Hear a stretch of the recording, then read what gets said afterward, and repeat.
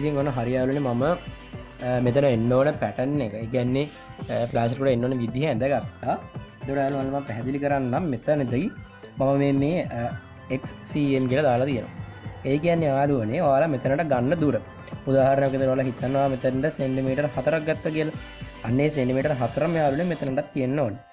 හරිනේ. එතකොට මෙතන සෙන්ටිමීටර් 4 අනිවාර්යෙන් මෙතනටත් තියෙන්න ඕනේ. ඒ වගේම මෙතනටත් තියෙන්න ඕනේ. ඒ කියන්නේ මම මේ XCM කියන එකෙන් ඔයාලට අදහස් කරලා තියෙන යාළුවනේ මෙතනට ඔයා ගන්න දුර අනිවාර්යෙන් වෙනම හැමතැනම සමාන විය යුතුයි කියන එක. හරිනේ.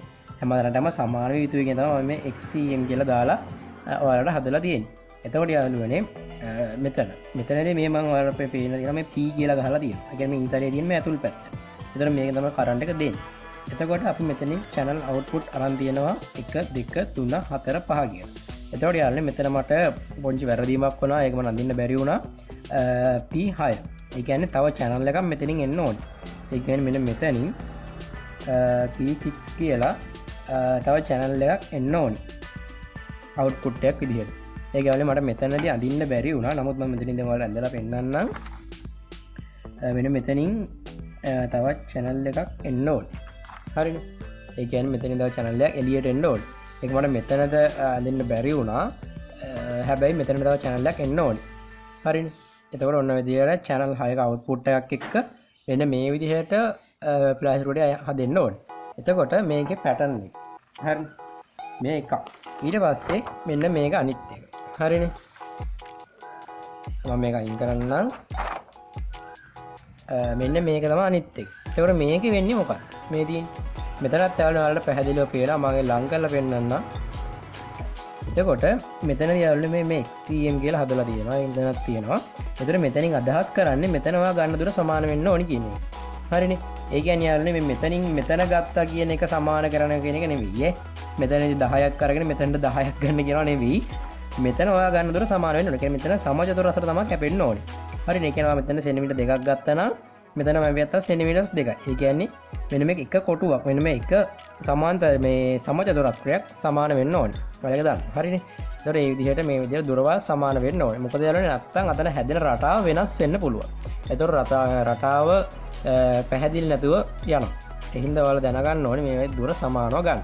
ඒතකොට යාළුවනේ මම ඇඳලා තියෙන එකේ වෙන්නේ මොකක්ද කියලා දැන් මම ඔයාලට කියලා දෙන්නම්.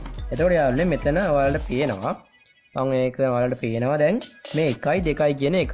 මෙතන එකවරපත් වෙනවා. මේ 1යි 2යි කියන එක එකවර. ඒ කියන්නේ channel දෙක එකවරපත් වෙනවා.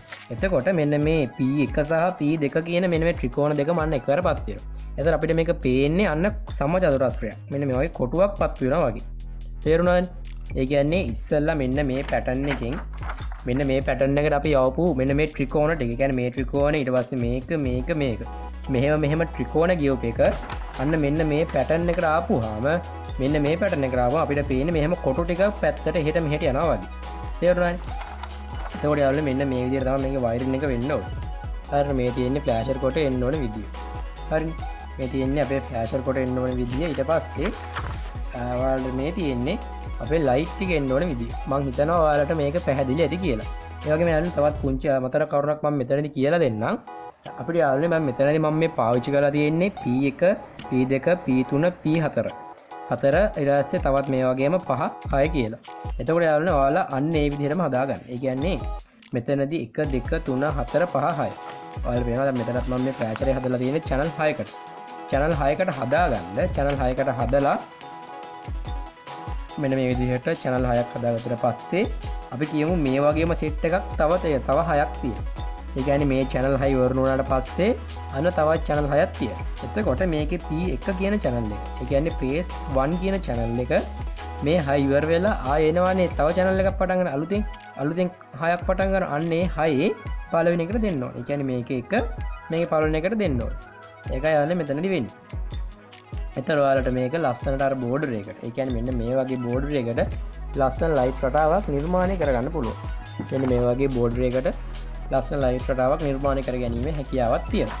ඉතින් ඔන්න ඔය විදිහට තමයි මම අද වීඩියෝ එක අරගෙන ආවේ. මම ඉස්සරහට ගෙනියන්න ඉන්න වීඩියෝ එකකින් කතා කරන්න බලාපොරොත්තු වෙනවා මේකට භාවිතා කරන්න පුළුවන් තව ලයිට් රටා පැටර්න් කිහිපයක් ගැන. ඒ වගේම ඔයාලා දැකලා ඇති තොරන් වල අර බෝඩරේ වටේට ඒ කියන්නේ මේක නම් අපේ වැඩ කරන ලයිට් පැටර්න් එක මේක වටේට ඔයාලා දැකලා සුදු පාට ලයිට් වගේක් යනවා. මම දැන් පොඩි ඉමේජ් එකක් මේ වීඩියෝ එකේ පෙන්නන්න. මෙන්න මේ දැන් ඔයාලට මේ වීඩියෝ එකේ පේනවා වගේ සුදු පාට බෝඩරයක් අන්න වැඩ කරනවා. ඉතින් අන්න ඒ වගේ එක වැඩ කරගන්නේ කොහොමද අන්න ඒ ලයිට් එක හදාගන්නේ කොහොමද කියන එක මම ඊළඟ වීඩියෝ එකේ ඔයාලට අරන් එන්නම්. ඉතින් යාළුවනේ ඔන්න විදිහට තමයි මම අද වීඩියෝ එක මෙතන නවත්තන්නේ. මම හිතනවා ඔයාලා වීඩියෝ එක බලලා ලොකු දෙයක් ඉගෙන ගන්න ඇති කියලා. එහෙනම් ඔයාලා තමත් මගේ channel එකට අලුත් නම් පළත රොතපාර subscribe button එක වල මගේ channel එක subscribe කරන්න. ඒ වගේම වීඩියෝ එක හොඳයි නම් වීඩියෝ එක like එකක් දාලා ඔයාගේ අදහස පළයන් comment කරන්න. එහෙනම් තවත් දවසක තවත් මේ වගේම ලස්සන අලුත් වීඩියෝ එකකින් හමුවෙමු. එතකන් ගිහින් එන්නම්. ඔයාලා ඔක්කොටම සුබ දවසක්.